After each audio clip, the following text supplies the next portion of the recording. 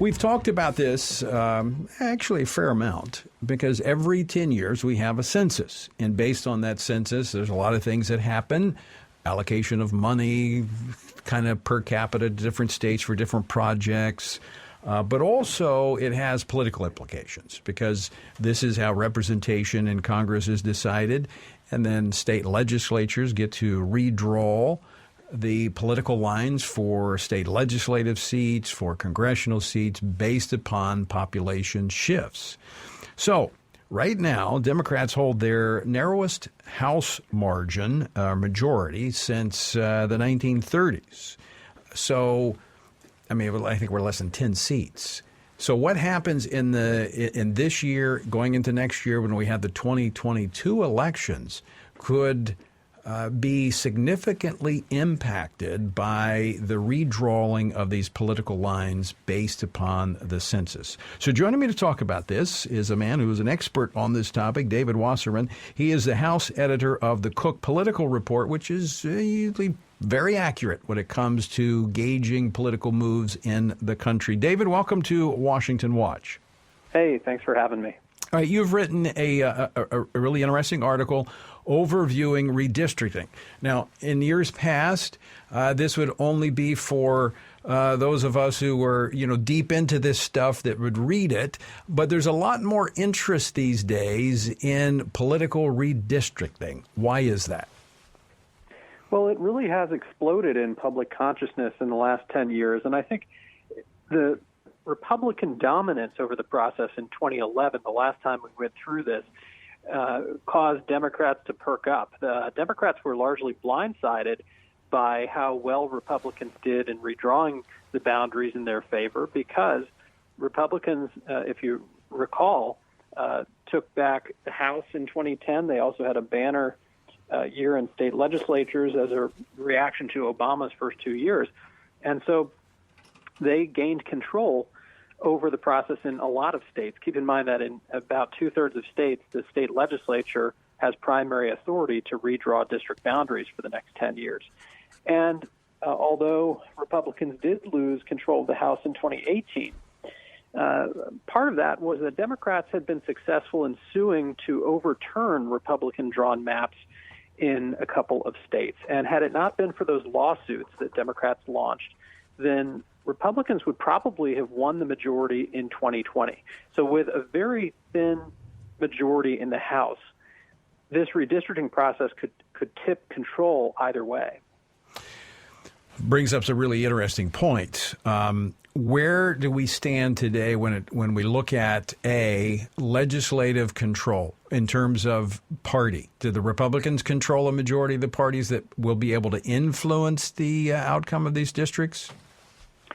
So when you count up the seats that both parties will be able to draw, Republicans are going to have the final authority in 188 districts out of the 435 in the House. That includes some pretty big states, Texas, North Carolina, Florida, Georgia. Those four states alone are poised to gain 4 seats from the reapportionment process, which is essentially when the census reallocates congressional seats and electoral votes according to the latest population tallies. And so Democrats only have the final authority in 73 districts. Now, you might be wondering where are the rest of those districts and who draws the rest of them? Well, a number of states have bipartisan or independent commissions that govern the process, and that includes California, Washington State, Virginia, Michigan, and Colorado have new commissions in place for this cycle that were passed by ballot initiatives. And then there are some states, including Louisiana, where control over redistricting is split, where there may be a Democratic governor and a Republican legislature or vice versa. Right. And so in those cases, the process could lead to a stalemate, and you could have a court intervene to draw its own map. It's an awkward position for judges, but it's not unprecedented. Well, that's my next point.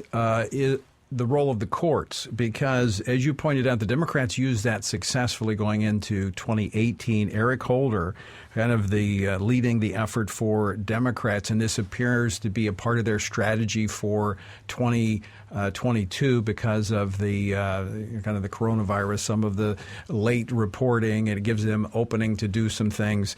Will they find the courts as favorable this time as they did last time?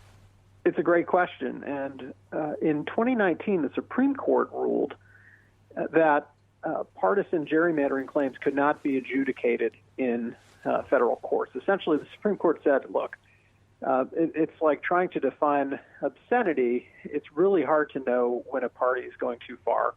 So this is an issue that courts just can't apply a fair standard for. And so Democrats are trying to sue at the state level that partisan gerrymandering should be banned. And of course, it's really varied by state. In Pennsylvania and North Carolina, Democrats were successful in throwing out Republican maps, in part because Democrats had succeeded in gaining majorities on state Supreme Court. And so this has become, a partisan one-upsmanship, even in the legal sphere at the state level. And then there are places where Democrats will attempt to sue over Voting Rights Act claims and claim that racial gerrymandering is present. And so I think in the Deep South, including Louisiana, Mississippi, Alabama, perhaps South Carolina, you'll see Democrats try to claim that Republicans have packed African-American voters into a single district and try and make the case those districts should be unpacked so that there are multiple opportunity districts for minorities. Yeah, and that's a whole other conversation because it affects conservatives the same way because they end up consolidating conservatives into particular districts as well. David, we're out of time, but very quickly, you kind of say the GOP has the opportunity to pick up anywhere from 0 to 10 seats based upon this process. That's right, and they only need to gain 5 seats for control of the House. So there you have it. Redistricting alone makes the House a toss-up.